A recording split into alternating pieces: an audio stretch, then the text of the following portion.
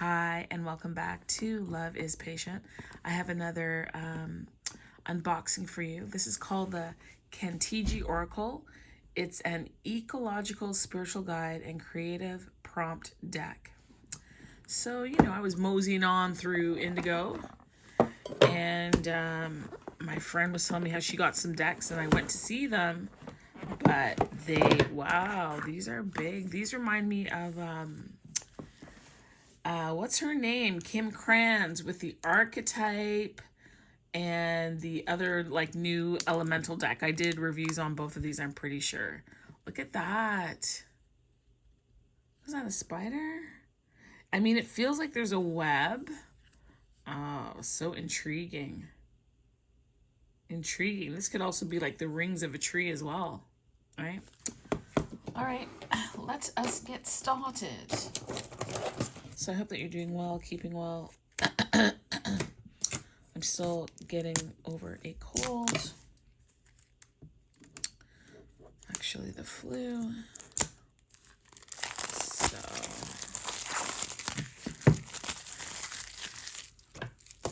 So your standard box. There's 52 cards. This is really for serving as a conduit for wisdom, creativity, and spiritual nourishment. The tigee is the song the earth sings. Isn't that interesting? So the spells it weaves, the enchantment it whispers, it's an invitation to deepen into ourselves, to come home to our place within the living earth and exist in right relationship with the natural world. Okay, it says each card in this deck is versatile, or each card in this versatile deck can be used as an individual icon, inspiration for ecological activism, a weekly practice, or a seed for creative and contemplative practice. All right. That is a hefty book. That is a hefty book. Let me take a sip here.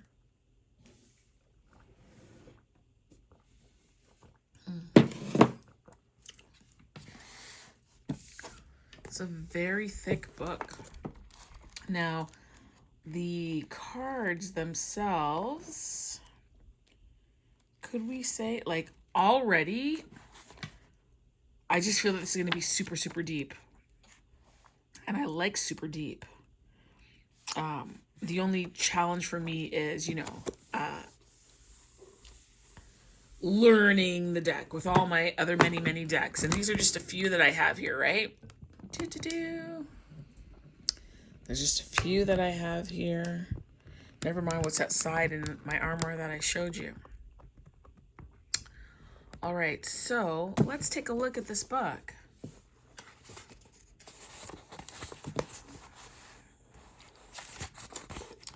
For the earth and for all who tend, love, and listen to this blue planet. So what we have here, there's an introduction about the deck and the methodology behind it, cleaning it, using it as a way to cycle through the year. There are the archetypes of the, I'm going to say the planet or the ecological environment here. And there are 52 archetypes. Okay. So this is what the back of the card looks like. It's really pretty. And it's saying that this is a word that comes from two root words, which is cantus, that could be translated to song or spell or enchantment, and either gi or g, which is earth. So that makes sense. It says as a concept, it spans beyond 52 archetypes, naturally, of the deck in the book. And the earth is singing a song that every pebble, every leaf, every whisker, every fang, every storm, every crash of the wave, every microbe, every wing beat, every shimmer of the light of ice, and each and every one of us in a melody within that immense chorus. So there's a lot to learn. Ooh, you know what this would be good with? Ooh, I love pairing decks. Pairing decks is like a fine wine. This would be good with the Energy Archaeology by Ashley Stinson. And then there is the, oh gosh, what is it called? Oh, I gotta get it. Just hold on, hold on.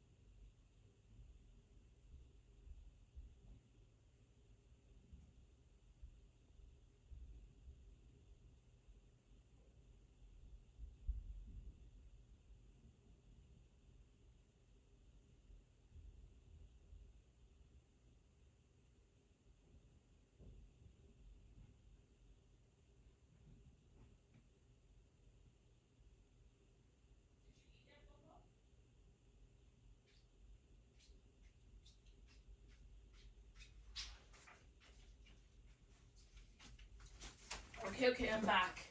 I don't know if I'm gonna bother to stitch this together or whatever. But this tigee would go beautifully. This is the Energy Archaeology with Ashley Stinson. And then there is the Elemental Power Tarot, Melinda Lee Holm, 78 cards. And then this is the one that I was thinking, like with the Wildwood Tarot. These two, I'm feeling it. Woo! Okay, okay, I'm calm. I'm calm. Okay. Ay. Ay, ay, ay, ay, ay. Okay. So let's take a look at this. So you get a card. It gives you the keynotes. Okay. The symbology on the card. The guidance that is appropriate for it. And then it talks about using the card as an icon or as a portal. And then how to pull it into practice, what your creative prompts are, and how the card is connected to ecology or ecologically. But this is fat. Did I just see? Oh, I thought it said coming soon. I was like, what? Okay. So let's do this, people. Let us do this. Let's do this. Okay. So here's the first card, and it says, you are a multitude. You are a multitude.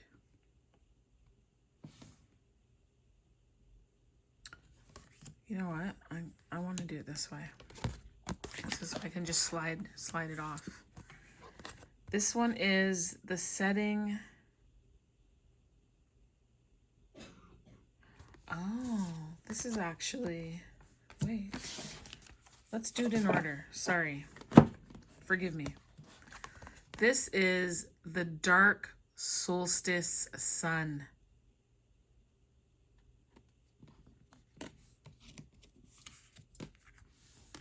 This is, you don't know where you are, but you are free.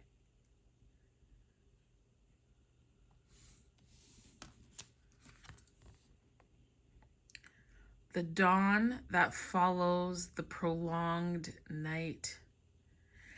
This card just reminds me of like the biblical verse, like sorrow may last for a night, but joy comes in the morning. So this, the dawn that follows the prolonged night. And also it could be like the dark night of the soul as well. This card, primary nourishment.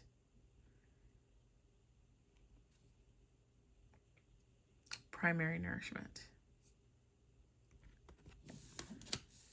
This is the living mountain. Look at the eyes watching down here. Matches my nail polish. The living mountain. Every star is a doorknob, a portal.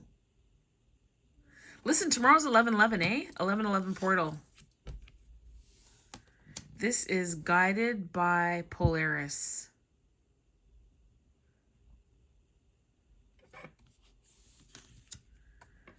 We have here a swan in a crowd of crows. Ooh, I feel that. Do you feel that? A swan. You ever felt like, did you ever feel like you're part of the crows and not the swan? That's one thing. But to be a swan in a crowd of crows, my word. The voice of the moon. The voice of the moon. That's interesting, because this is a heart here, and I just feel like my obsession with the moon is growing. And so I feel like this moon is just something internal. It whispers to you, it beckons to you, it enlightens you, right? Here is the infinite web.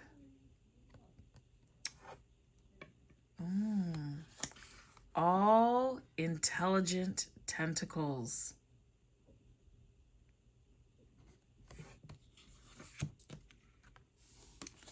Licking dew from green leaves.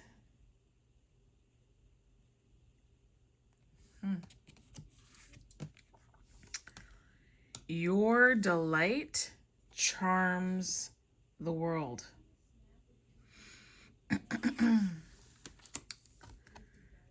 The chasm shrinks as you step across. Isn't that beautiful? The chasm shrinks as you step across. Like as you move forward to something, as you take the risk, as you go on this adventure, what once seemed so far away, so difficult, so impossible, you realize it's not that difficult. It's not that far away. This really isn't impossible. That's nice. I love that. Ooh, I like these cards.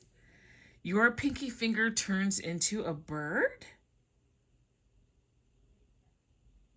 Your pinky finger turns into a bird. Okay, people. We gotta look that one up. Number 15. What's it saying? What does that mean? I'm just gonna skim it, okay? So here, your pinky finger turns into a bird. It's saying, so the keynotes here are develop an untapped or underdeveloped strength or skill in order to access. I knew it had to do with freedom. I knew it. In order to access greater freedom. It's saying that, so what do we have here? So earlier I pointed out that it's broken down into certain sections. So let's use this card as the example, okay? So for instance, when we look at this card, it says, when the cold solstice protracts the night, you walk into the wilderness, following the pinkest star until dawn.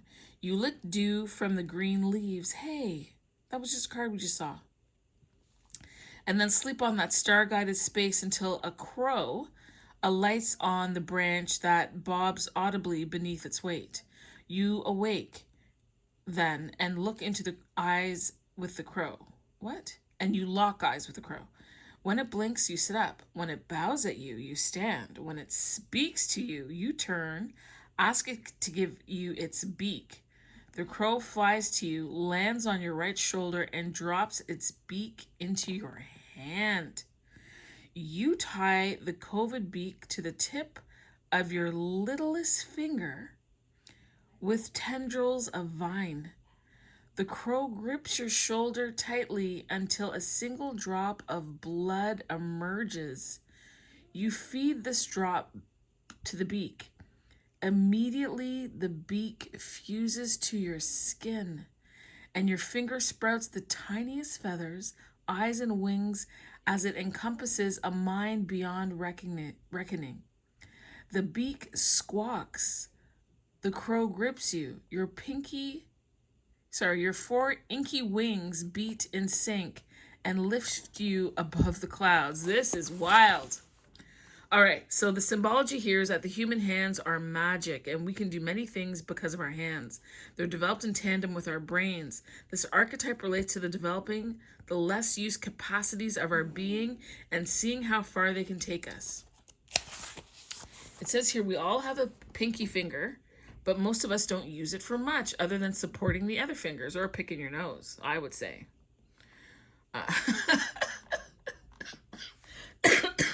I'm just saying it has other uses than this book is saying. So what if you use your pinky finger more? What would you be capable of? How might those capabilities change how you perceive yourself and the world around you? So as far as some guidance goes here, it says consider new capabilities in areas of your profession, personal interests and hobbies, your spiritual discipline, creative skill, personal skills such as setting boundaries, identifying emotions, listening, cultivating compassion, being a good friend, the capacity to focus, and seeing things through. Choose one skill you'd like to develop, and then imagine all the ways your mastery of this skill will improve your life, where you will fly with those, where will you fly with those magical wings of facility? Now it says you can be drawn to this card for a myriad of reasons, but it says if you've identified a talent you'd like to develop, then it's saying you'll need knowledge, which you can get from books or a dedicated practice of the skill. You might need structure to help you keep the practice moving along and studying the skill. You might need a guidebook or a collaboration, a teacher, a mentor, a support group, a friend. It also says you'll need patience whenever you're developing a skill. And then if you want to use this as an icon, it says use this image to free yourself by developing and fully utilizing an underdeveloped or undeveloped strength. It says to let this image reconnect you to any abilities, techniques, or personal strengths that you may have forgotten. Let the image inspire and motivate you to develop a heartfelt interest that you have avoided due to a sense of inferiority or incompleteness. You can do it. This is really beautiful. So if you want to use this card as a portal, it says, let this inquiry open you to receiving the gifts of the archetype. What if there's something within you, once access gives you a new freedom? Like, just look at all of this juicy information off this one card. Off this card of a crow who lighted on you during your sleep. You lock eyes and it winks at you. You sit up. You ask for its beak, it gives you its beak, it makes that sacrifice. It's about sacrificing something in order to gain something else, something new, to discover and access, an untapped potential that resides in you. Whoop-a-doop-boop-boops. I like it. So what else can I say here?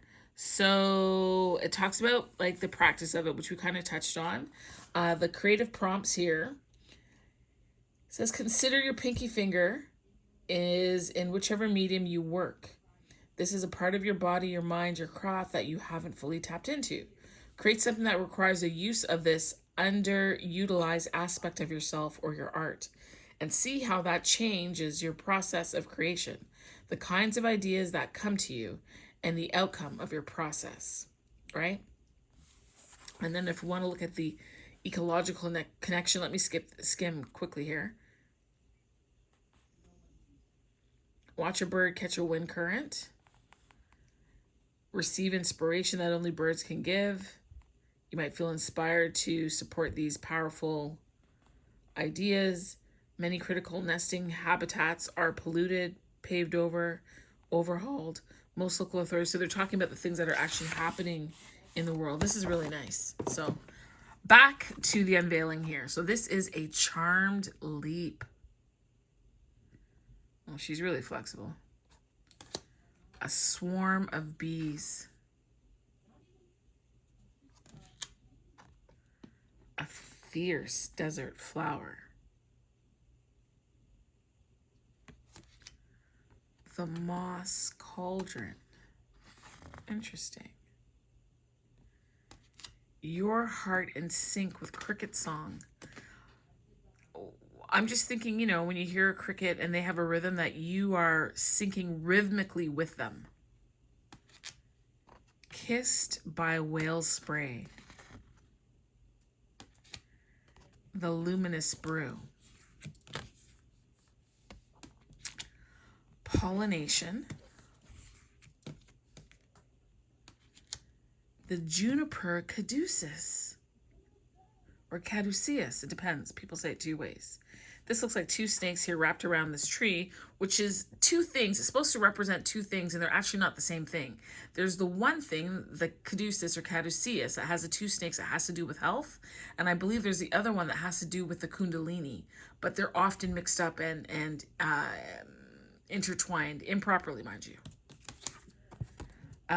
Touching the star, kissed leaf. You are seen. Oh, are you catching all the eyeballs on this? In the tree and in the earth and in the leaves, you are seen? Ah. I take this two ways, just instinctively. You are seen meaning the earth sees and knows the pollution and the harm that we cause to it, the chemicals, the disregard, the waste, the abuse. The earth sees and knows. It knows and it communicates. The forest, the trees, they have a communication system, which are the roots. The roots is just not for the tree to get nutrients and to have a solid foundation. It's also a communication system. So when I see this, you are seen. This tree, these leaves, and this earth is all interconnected. The rain that falls on the leaves is interconnected. It brings messages. It brings news. It's communication. That's one thing. The second is you are seen. If you think you're invisible, if you think no one knows you, no one notices or whatever, the earth notices you. The grass knows you're walking by it. The trees know that you walk by. The birds recognize you. They see you. You are not unseen. You are not unimportant. I really get passionate about this stuff. Oh, the exploding star. These colors, they look so beautiful on the camera.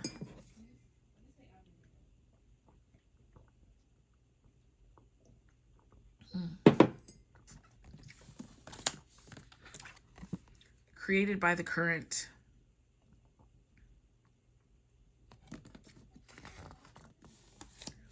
The coiled snake. The sentient nest. The self-seeing eye.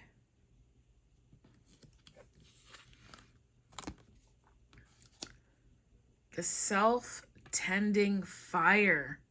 You see how this pot has, I don't know if we want to call it hands or feet.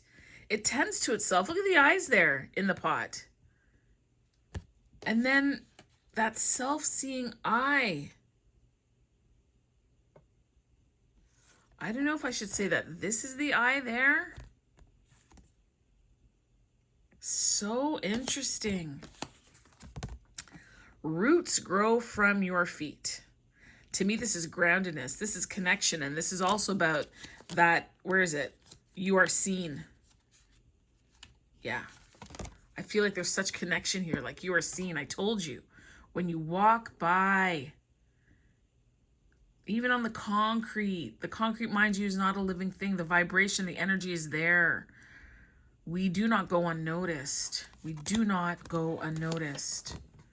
Your ears become a butterfly. The first thing I thought of this when I saw this was like an elephant. But your ears, wow, your ears become a butterfly. Hold on. Does that potentially mean the things that we hear can transform us? They transform the mind. There's a renewing of the mind. Be it positive. You know, I was going to say positively or negatively. Then I want to say, well, there's no such thing as positive or negative. But I mean, we are living here. We still have to speak in terms that kind of make sense. But do you know what I'm saying? Like whatever you're listening to, whatever you're receiving, whatever's coming through the orifice of your body, it can be transformative. A thorn in the paw. It's like a thorn in the side. Just imagine, you ever break something, you step on a glass, you step on a nail, how uncomfortable that is? A thorn in the paw.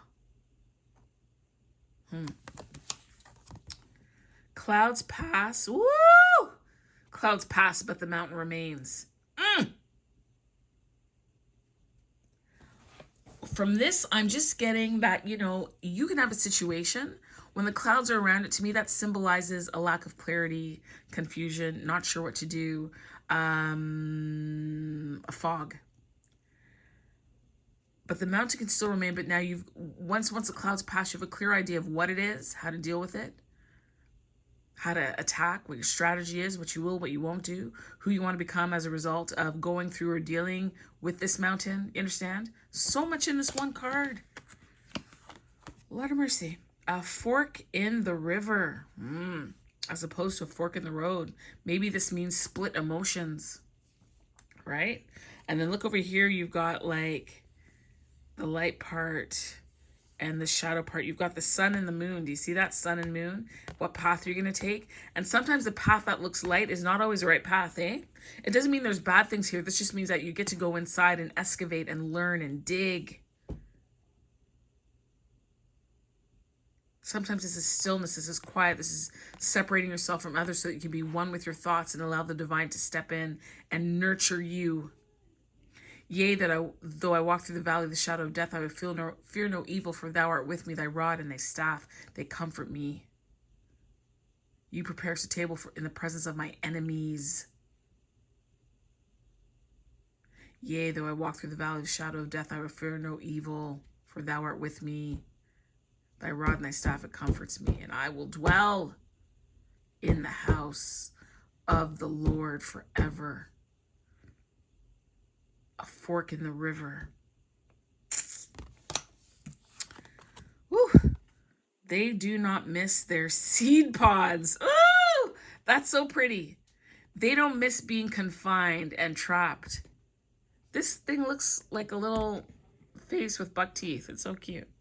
They do not miss their seed pods. Go out and explore and live and have adventure. Take risk. Show up fully. Play full out. Ride the wave. Ride the wind. Trust your intuition. Oh, they do not miss their seed pods. I love that. A peach so ripe. Oh. I'm getting the energy that this is not wonderful. Like, look at how this thing is looking at it. Like, it's so ripe as in juxtaposition to these little seeds not missing their seed pods. This one didn't want to go anywhere. It stayed so long, it rotted. It stayed so long that it rotted. It did not take the risk. It did not go for the adventure. It did not choose life. It chose to stay on the branch to the point where it's no good. If you were to eat this peach that is so overly ripe, honestly, ripe to the point of rot. Let's take a look. Number 39. Let's just take a quick look. Quick look. I'm not going to go as deep as I...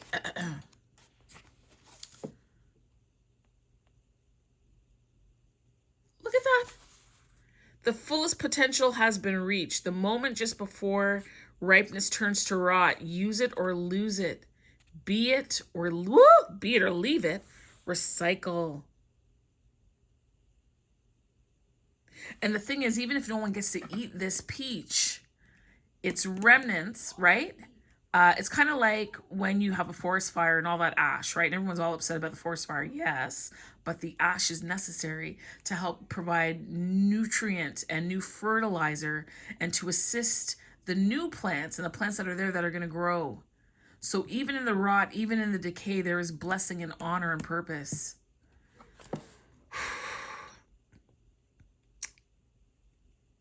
Okay, I don't want to... There's a big, long story here. It says sometimes it's wise to hang on to things. Sometimes it's good to store things for the moment when they will be needed. But sometimes it's good to keep an unfinished project in the wings, waiting for that golden moment. Sometimes it's good to develop something privately.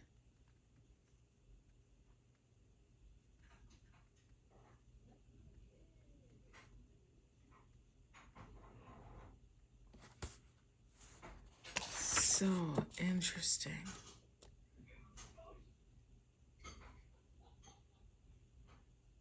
What if I let this go? What if the thing I'm considering is now as good and ripe as it's ever going to be? What if I finally and fully use or embrace this? Let us imagine and stimulate you to share something that you've been developing and that it's as complete as it's going to get. This is that thing about, sometimes B minus work is satisfactory, right? Instead of being, and I used to be this perfectionist, I want everything perfect, right? Just so And let me tell you, I am so into B plus work, B work, instead of like killing myself for A plus work. No, I could have made this a huge, beautiful production, and then it would take me weeks to get it out, and it wouldn't be the same. It wouldn't be the same.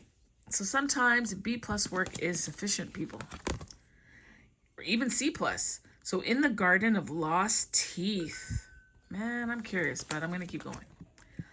The Calving Glacier.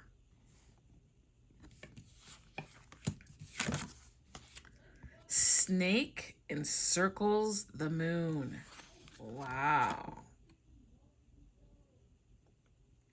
And it's not even like this is a full snake around it. Like the snake is only here.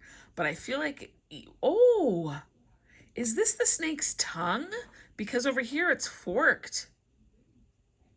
Okay, people, we gotta take just a quick peek. I'm enjoying this book. I am enjoying this book. I really, really am. So what is this about? The keynotes here: take refuge in what's available for grounding. What's available for grounding you in this moment. Get perspective on and reinvigorate your relationship with your usual places of abiding. The symbology: there are things that give you a sense of safety and stability. And when you feel that thing has become too turbulent in your life or in your heart, merely remembering these things is like bringing in bringing in your storm-beaten ship to reliving moorage in a sheltered harbor. This is called taking refuge, finding sanctuary, and abiding in. And they've got beautiful stories, right? But we just don't have the time to dig. It says, what if there are more supports available than I realize? What if my places of abiding nourish and ground me even from afar? Yeah, really nice. Really, really nice. Oh, the wounded happy ego, how we can still be happy and have joy and abundance and love and kindness and grace in spite of our wounds. That's how I take this card. Don't know what the author means, but that's what Michelle means. So wingless, you fall into the sea. This is like a tower right here. Like this is the opposite of having the support. There's no support here. Like you're just like thud, like dud. Your feet are two fish. Oh man. The unburdened bones. Is that like, I don't even know what to say that is. I feel like this could be a bird and these could be their wings. Unburdened bones. Wow. In the tunnels of our ancestors. Oh, that's so cool. What the worms know. Isn't that funny how, to me, that just kind of lines up with this in the tunnels of our ancestors. That digging, that burrowing through, things in secret. The land, in the land of the vanished.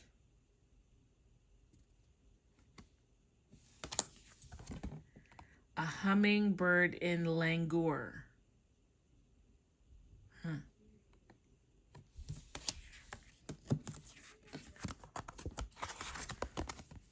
You are a multitude. This is where we started. And then the setting sun sings the song of unmaking.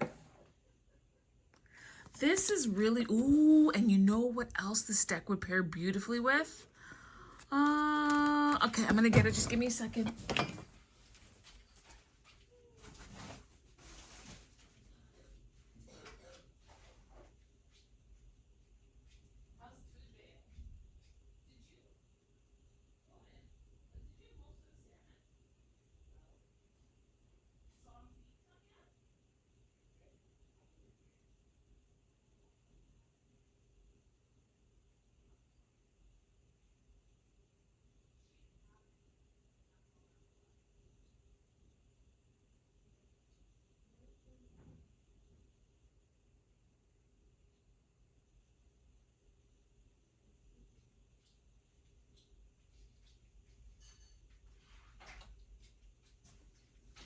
All right, I'm back.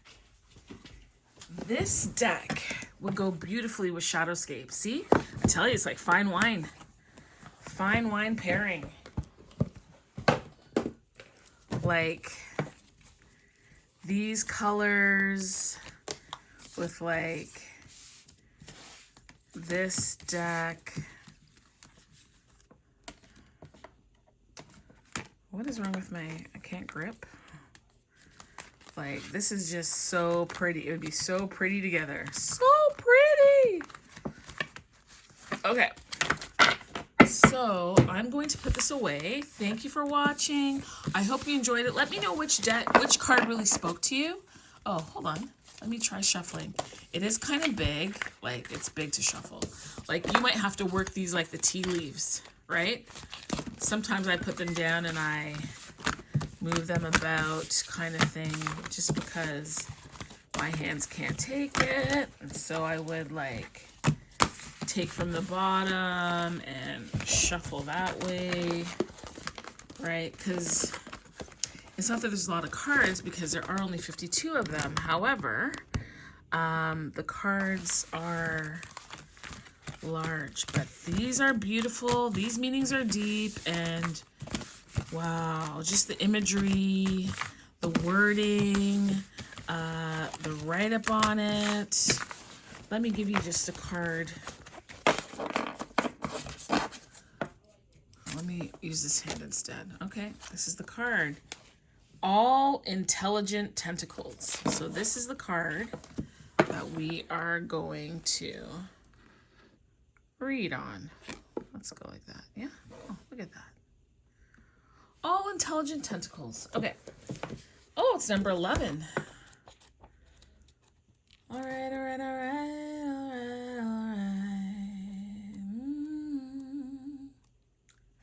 So it says here, when you choose to drink from the bottle labeled Doorway to All Minds, the old woman raised one eyebrow. Now and again, as you travel through the minds of all things, you think of her wizened face, eyes glinting as she handed you the bottle. That was eons ago. Since then, you have sat in the still mind of a stone. You have radiated in the explosive mind of a star. You have spread endlessly through the omniscient mind of infinite space. You have swayed in the mind of bamboo, and you have swept and poured and roiled in the mind of a storm. Okay, Google, what is roiled? Roiled has two different meanings. Starting with the most common one, roiled can be used as a verb as a literary term to mean make a liquid, turbid, or muddy by disturbing the sediment. Is that the meaning you had in mind? Disturbing the sediment of the mind. What is the other meaning, Google? Sorry, I don't have any information about that. Okay, Google, volume 3. Okay, Google, what does the word roiled mean? Roiled has two different meanings. Starting with the most common one, roiled can be used as a verb as a literary term to mean make a liquid, turbid, or muddy by disturbing the sediment, as in winds roil these waters. Is that the meaning you had in mind? No. Alright, finally, roiled can be used as a verb in US English to mean make someone annoyed or irritated. Do you want to hear how royal is spelled? No. I believe it's the first one because you know when an octopus takes off, they normally squirt out their ink. They disturb the environment around them, the earth, the water, the opacity of the water, because they squirt that ink to confuse the predator so they have a chance to get away, right? So that's really interesting. So it says now you are in a deep liquid space. The mind you are currently inhabiting seems as though it is actually touching and manipulating objects. This is a mind of totality throughout a being rather than a mind with a center and a periphery. 8 tentacles extend, curl, grasp, and manipulate, each with its own curiosity, each making its own decisions that interrelate with the consciousness of the rest of this being. You are in the mind of an octopus. It says, trust the knowing of your body. Contemplate the particular intelligence of all things. Pretend you know nothing and notice how that expands your curiosity and your perception. That is true. Like if you're, see, the thing is people kind of think they get to a point and they don't have to learn anymore. No, life is about constant learning and exploration and unveiling and getting into those crevices and those nooks and elevating and expanding and getting to the next level and then starting all over again. That's why in tarot, the 22nd card is actually the Fool. It should be 1 is the Magician. After you've done the end, after you've accumulated all that knowledge on your journey, then you start again. So the World card is 21. The Fool card is actually number 22 in the Arcana. It is not 0. The way that it's shown. Excuse me. So this whole pretending to know nothing, meaning come at things with a new eye, a new energy, a curiosity, a childlike perspective so that you don't miss what is right in front of you. You don't miss what is in your presence. Sometimes you read a book and then you go back and you read it again and you're pulling out different things. Why? Because you see things differently now. You think differently now. You're not the same person as you was before. Oh my gosh, I don't remember that. My kids and I have watched The Office so many times. We should know it off by heart. And then I'm like, do you guys remember that? They're like, yes. Or they're like, no. Because there's just certain things that you tune into depending on where you are and what's going on. So, it says here for symbology, it says humans and other vertebrates have a central nervous system made up of the brain and the spinal cord, which functions like a mainframe computer running the show of our body. Octopi and their relatives in the cephalopod class are extremely intelligent but do not have a central nervous system. Their intelligence is spread throughout their body. And that's why it says all intelligent tentacles. Because it's not like they just have a brain like we humans do. Their whole body is the bloody brain. The whole body is intelligent. Woo! The whole body is intelligent. And that's why you're being called to do something anew. To allow all of you to submerge and to connect and absorb whatever it is that you're into. So that you're receiving it anew. That all of your intelligence, all of it, you're pulling on all of it. You're just not using your mind, but you're using your senses. You're using your skin. You're using your nerves. You're using your sense of smell. You're using your sight. You're using your spiritual cognitive abilities to pull in on all levels, all of the information, because all is intelligent. Oh, this is just a review, damn it. I gotta calm down. Take a drink. Wow. It says, let your curiosity guide you to new information, people, skills, ideas, and experiences. Let these various explorations mingle in your mind and form new connections, inspirations, beliefs, and ideas.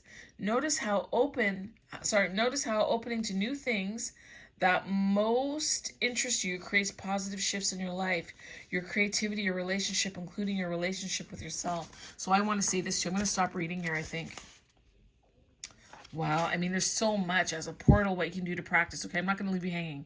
It says, what if there's intelligence in all things? And what am I not noticing right now? How can you tap in to the things around you that you might actually consider to be mundane. How can you do that? Now, it says call up your current situation, and once you clear it out of your... Okay, maybe I shouldn't start there. It's starting like in order.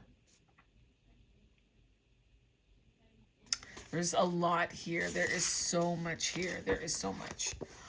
I want to leave you with this. If there's something that you're interested in, if there's a business idea, a new town, a new hobby that you want to get interested in, that you want to be involved in, just take the first step and just research it.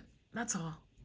And that little bit of information that you're going to glean from that activity might set you off in a different direction, might put you in a different trajectory for your life and put you on the path. What did we have? We had the forked river, right? Remember that? You're just going down a path that you think you should, right? Like, just do a little research. Go outside of your comfort zone, little thing. Go to a fair that you might not normally go to. Pick up a book that you normally wouldn't read. Consider someone else's viewpoint. Take a drive. Try a new neighborhood. Try a new restaurant. Do something new. Just something outside of your comfort zone and re-enliven. I don't know if that's a word. Enliven your touch points, the way in which you connect to the world and the way in which you absorb and take in the information that surrounds you. Do that. Do that. Do that. Oh, wow, what a blessing. I tell you, sometimes I go in, I don't even check to see, what the new decks are that are coming out. I just kind of go in and I get surprised, beautifully surprised. This was beautiful. All right, people, thank you so much. Be blessed. Be a blessing. I got one more deck. I got 2 decks tonight, honey. I got one more deck. And I promised to do a review on the business class tarot. But I just love this. I love this. And if you're thinking of decks to pair with this one, again, the Shadowscapes would be beautiful with this deck. Just because the art is, it would play beautifully. And it's also with nature. This is a deck by Stephanie Puimunla. Okay. And then there's the Energy Archaeology with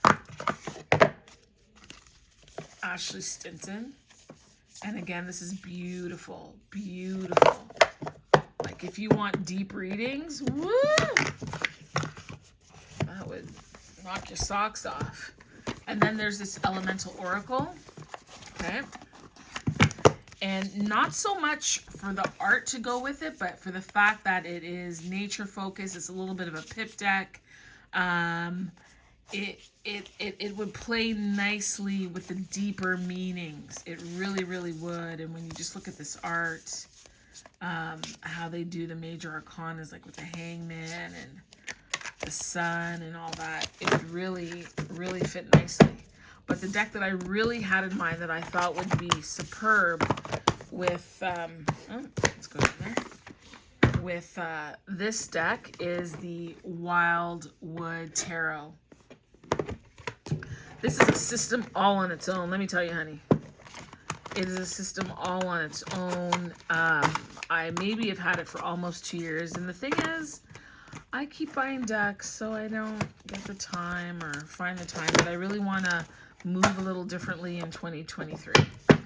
But then like this art would go, I think, really nicely just because of the story of this Wild Tarot. It would meld nicely with the nature pieces. Even if you did not exactly, but I feel like I want to pull up The Wild Unknown here by Kim Krans for this. Even though it's a black and white deck with a bit of color, the art wouldn't necessarily be complimentary, but it's not just the art, it's also the meaning and the message, right? But again, this would blend so nicely. So nicely. Anyway, my people, I want to tell you thank you. I think I'm at 410 subscribers now, and I appreciate it. It's my goal. I don't know how I'm going to do it. I would love to get to 1,000 subscribers by the end of this year, with over 4,000 watch hours, so that I could start, monetizing and really getting my message out there that it's not even my message. Forgive me, God. The messages that you give me to share, right? But I just feel like it can be done. It's a matter of me getting on here consistently, and I'd have to come on like almost every day live. That combined with, you know, the new business that I'm building and getting my real estate up and popping in a very serious level. Don't know how, but here's the thing. I don't need to know how. I just need to be open and willing. So I'm going to practice being open and willing, and I want you to do the same too. What was this card? Knight of Vessels. The eel. Ooh. Ooh. All right, people. You take care, and I will see you soon. Bye.